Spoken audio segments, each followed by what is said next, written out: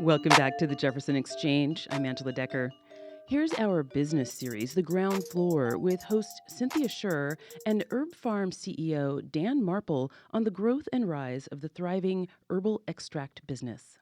You're listening to The Ground Floor on Jefferson Public Radio, where we talk with regional entrepreneurs about their businesses and how they got started. I'm your host, Cynthia Scher, and today I'm speaking with Daniel Marple, CEO of Herb Pharm, with farm property in Williams and also facilities in Central Point. Welcome, Daniel. Thank you so much. Pleasure to be here. Why don't you start out by just telling us, how did Herb Pharm get started? Well, Herb Pharm is celebrating its 45th year of existence this year.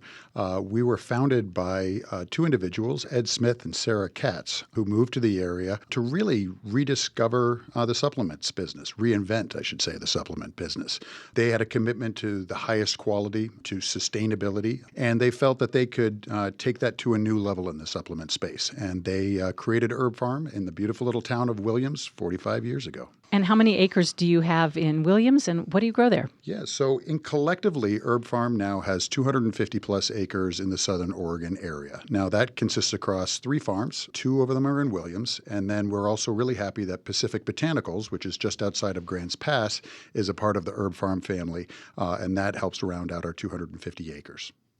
Interesting. So tell us a little bit about the products that come out of Herb Pharm. Some people may have seen them in the grocery store and natural food market, but describe the product line and product range and how people use them. Yeah, absolutely. So we are known for our tinctures, and tinctures are a way that you can capture the constituents of a plant in a liquid. In this particular instance, we're using alcohol. That's the traditional way of creating a tincture, in large part because it captures the majority of the constituents in the plant. So we grow 65 plus herbs here in the area, but our products exceed that. We have over 250 products that we make, and we source those herbs from around the world. And typically we try and source them from the area that they are most known for. So as an example, kava is one of our products, and we source that from Vanuatu, a series of islands down in the South Pacific. So we pride ourselves in growing as much as we can appropriately here in the Southern Oregon area, but then we also source herbs from around the world. And then we bring them here, we press them in the organic alcohol substrate that we have, and then bottle them for our consumers. And the health benefits are far and wide, whether or not it be immunity, energy and vitality, or more specific areas where it comes to blood pressure support, women's health, and the like. I noticed on your website that you have a lot of resources about what tincture to use for what purpose. Mm-hmm. And so do you have naturopaths or herbalists on staff who help you design your product or recommend usage? Mm-hmm. Absolutely. Herbalists are at the core of who we are, and insofar as our quality and how we educate individuals on how to use the products. There's thousands of years worth of history guiding what is the traditional use of an herb, but there's also a lot of science and expanding science right now on how to use these herbs. It's still an area of discovery, quite frankly, but the traditional usage and the proven usage is what we share with our consumers and guide them on how to dosage it on a daily, weekly basis to meet their needs. And for those who don't know, what is a tincture and how does one use a tincture? Tincture is that a little 1 ounce bottle or a 4 ounce bottle that has that pipette in it, the squeezy top at the bottom or top and the pipette below, the glass pipette, that allows you to adequately dose and safely dose the level of herb that you need into your drink. So you were kind enough to bring me 2 samples today, one of American ginseng and one of rosemary. And I noticed they have different color labels on them. I don't know whether that just distinguishes the product or whether that distinguishes a type of product. But tell me a little bit about how I would use American ginseng tincture. Yeah, well, so American ginseng is a really interesting one. It has a lot of folklore and history within the United States and the like. The different colors are actually to help our shoppers navigate what is arguably a very confusing shelf.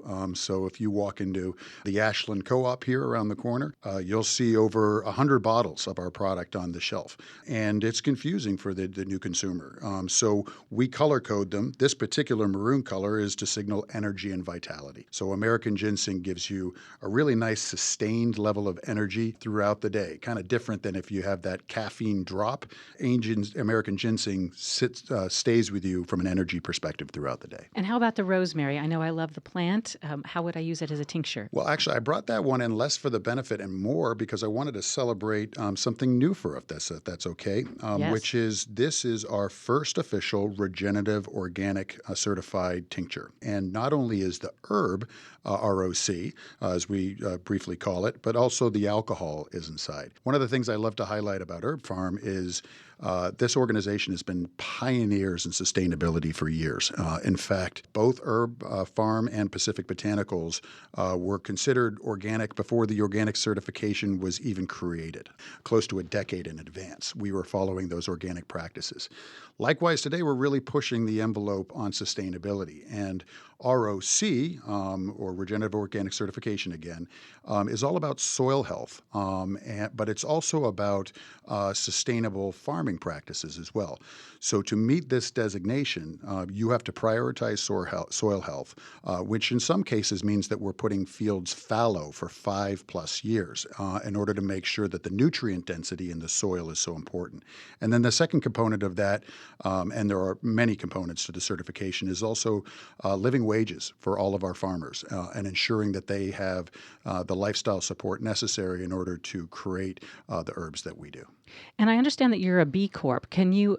What's your commitment to being a B Corp as distinct from another kind of corporate structure? Yeah, no, B Corp, obviously addresses many aspects of business performance and the like. Whether for us, obviously sustainable living and providing living wages for all of our employees, providing benefits for all of our employees is extremely important. Our sustainability commitments, our diversity commitments. So across the gamut, there are many B Corp requirements, but they boil down to sustainability and diversity and just a commitment to doing what's right in the professional space.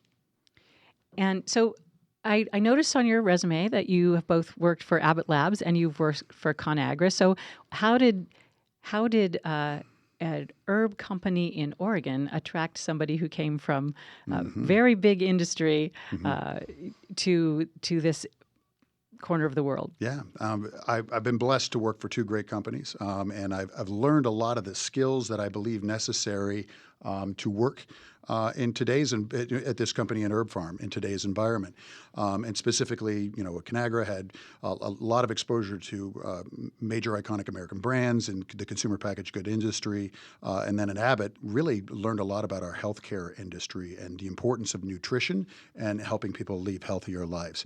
With large companies like that, they're not as nimble as where we are here with Herb Pharm.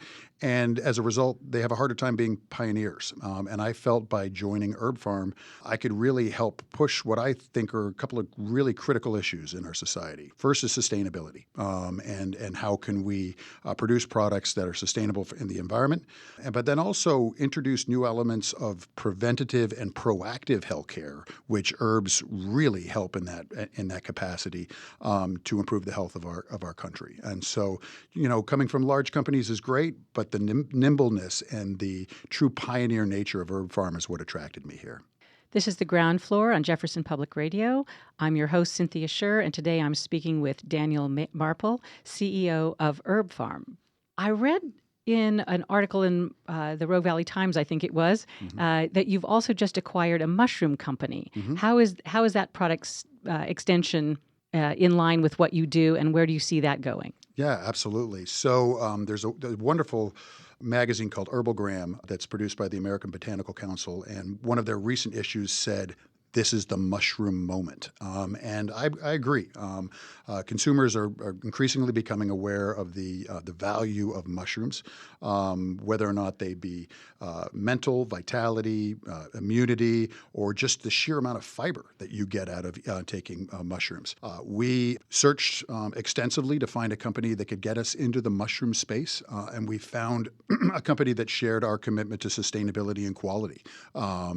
And so we welcomed Mushroom Harvest into the family this last year, and currently they're a wholesale provider, but we will be launching a retail solution later this year for the general public. That'll be focused on your most well-known mushrooms, whether they be turkey tail, lion's mane, cordyceps, or reishi.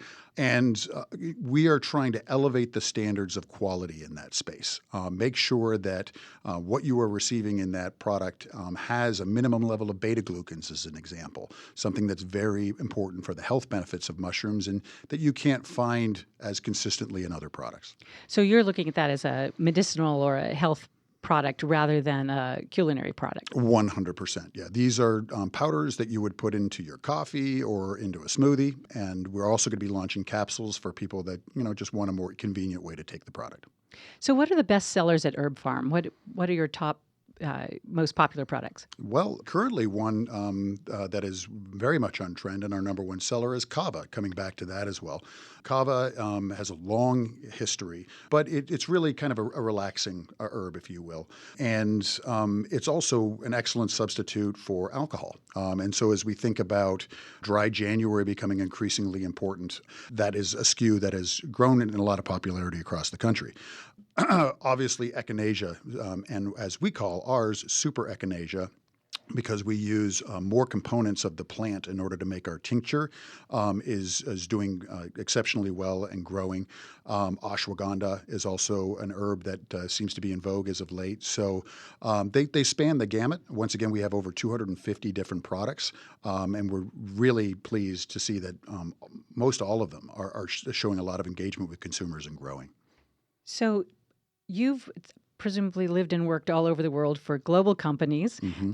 Talk a little bit about what it's like to run a business in Southern Oregon. What are the things you love about being able to run a business from here, and what are some of the things that are more challenging? Yeah, well, first and foremost, I love the people. This Southern Oregon is full of many, many talented people.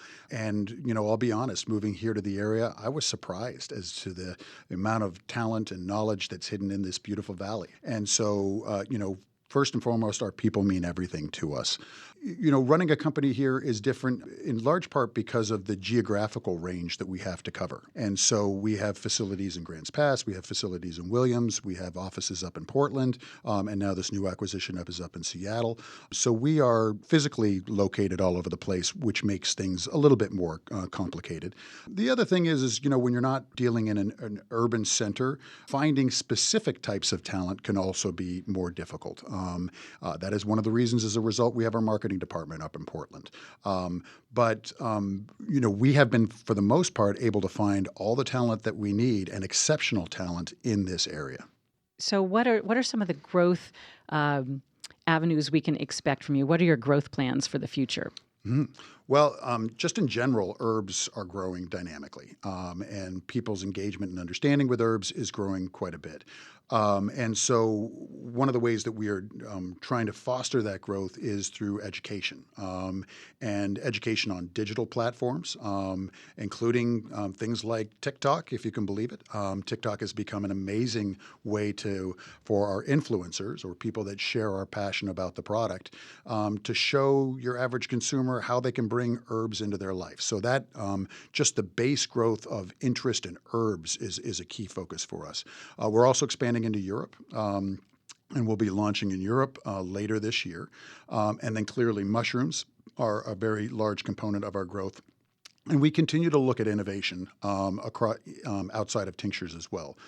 Medicine, by definition, doesn't taste good. And herbs at times can be quite bitter when you take them. So we're also looking at ways by which we can maintain our quality, maintain the efficacy of our product, but also make it palatable for people that may not like the taste. So innovation and expansion and develop. It sounds like you're also doing a lot with developing talent right here in the Rogue Valley. 100%.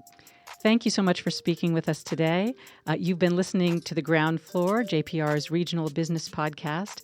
I'm Cynthia Scher, and you can find this program and more on our website at jeffexchange.org or subscribe on Apple, Spotify, or wherever you get your podcasts. Thanks for listening, and thanks so much for being our guest today, Daniel Marple of Herb Pharm. Thank you so much. It was a true pleasure.